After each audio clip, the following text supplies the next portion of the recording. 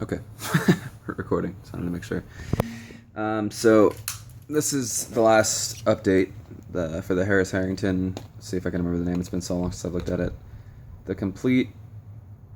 Oh, Jesus, what's it called? Something about reintegration in a method. Anyways, sorry about that. Yeah, this is the last update. I had to distance myself from those videos. I apologize for not uploading for so long, but to help me with my recovery, I had to not watch them or think about that kind of stuff. Retrospectively, I think that's a word. The program works really well. I used a lot of the exercises day to day, got into doing weights and all that kind of stuff. There's a YouTuber by the name of Big No No. I take a lot of his advice. He's a helpful guy. Man, how to sum all of it up? I would say if you are willing to try it, just do it.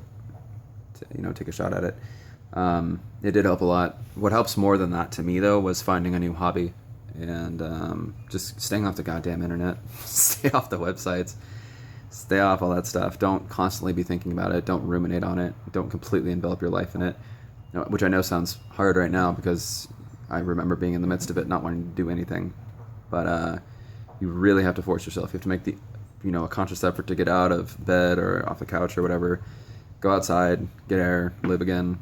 And if you feel disconnected from reality and it's scary and it causes you to have panic attacks, you've got to learn to cope with them. And I've read a lot of things that actually helped me quite a bit with panic attacks. And one of the things I learned is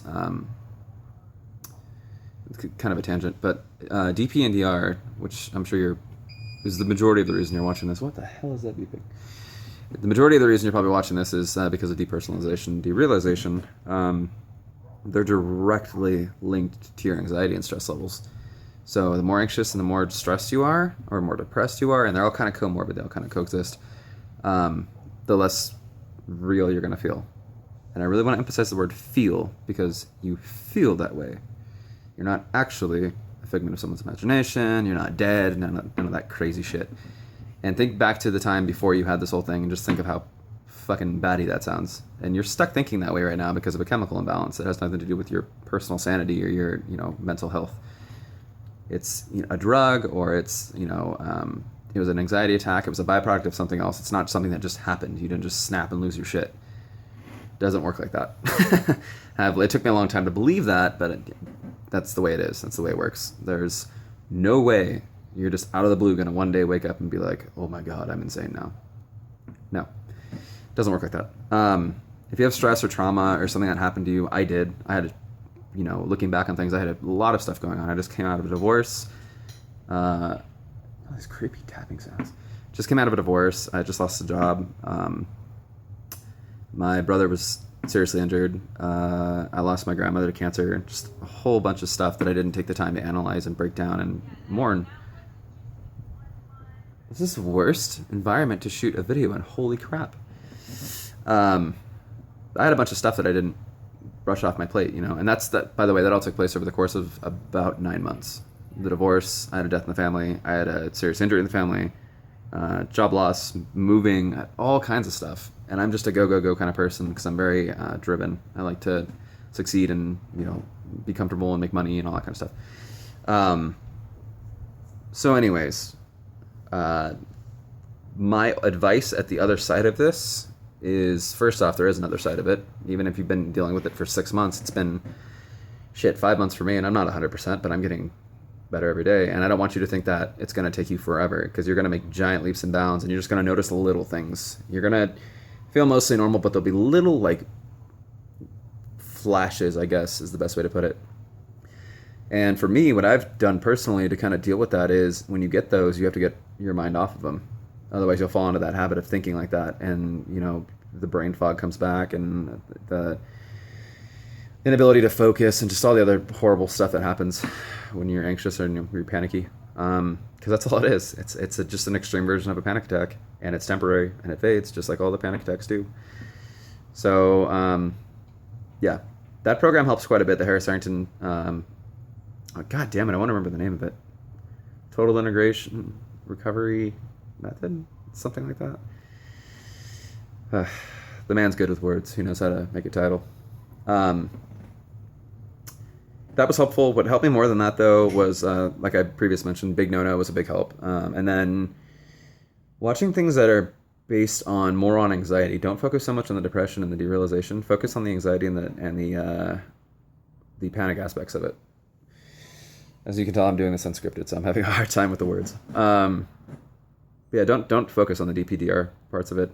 That's not the root cause of it. And my hand on the Bible, promise you, if you become less anxious and you calm down a little bit, and you become less anxiety-ridden, that other stuff fades. You'll be amazed. You'll be blown away by it, because it does. It fades away, not instantly, but pretty damn close.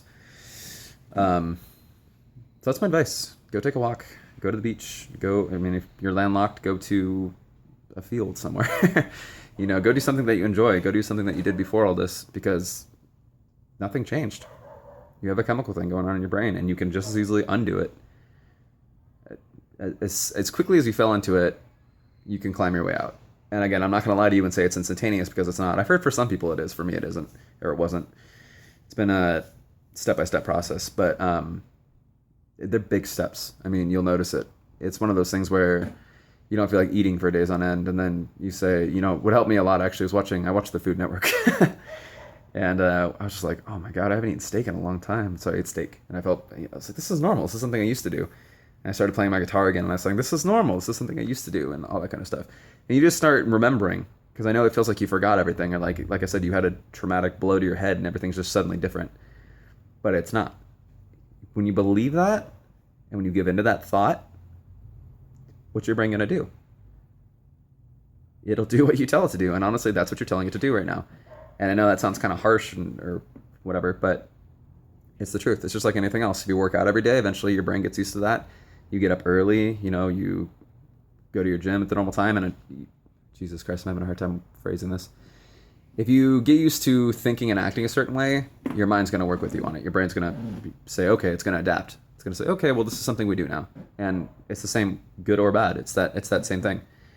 If you think negatively, and you think that you're not real, and you think that you're out of touch and you're dead or whatever, your brain's going to try and process it like that. Your brain's going to say, okay, well, if that's what we believe now, then we have to find a way to work that out. And you can't. And that's just the truth of the matter. And I know you want the answers to, or I did anyways, of existence and how humanity came into being and all this stuff. And at the end of the day, who knows? Who cares? Did you care before this? I didn't. I thought about it, but it never scared me. And now it does. Not now it does. That sounds terrible. It did then. And now I can talk about it pretty candidly and not freak out about it, because it doesn't matter. At the end of the day, it doesn't matter. You have something else that's bothering you, and your brain's trying to walk away from it. You're dissociating from it. And so you're thinking about something that you can't possibly figure out, but it'll give you a lot to think about. And that's what I think it is. I think your brain says, okay, well, we can't think about this thing because it's too painful to think about. So let's think about something else. What about life? Ooh, that's a big one. So yeah, it's stupid. I equate it now to a stony thought, a thought that crosses your mind when you're high. And that's all it is. It's a thought. And once you get on the other side of it and get your legs underneath you a little bit, you'll see how stupid it is. And I'm not trying to, be holier than thou or, demean you in any way, because again, I was there for a long time, for 5 goddamn months. But you will pull through, I guarantee you. And at the other end of it, you'll be better for it. I learned how to cope with a lot of things, like traveling. I'm better at traveling now. I'm better at talking to people. You wouldn't believe that by watching this, but it helps, actually. It wasn't all bad. I learned a lot of valuable things from it. I learned how to, I think, cope a little bit better with things, and how to mourn, for sure. Had a lot of crying spells, and a lot of talking that I had to do to get shit off my chest, but it's part of it. And as rough as all of it sounds, it doesn't take that long. I don't want to put a timeline on it, because everybody's different, but really, it's the sooner you choose to change it, the sooner it's going to be over.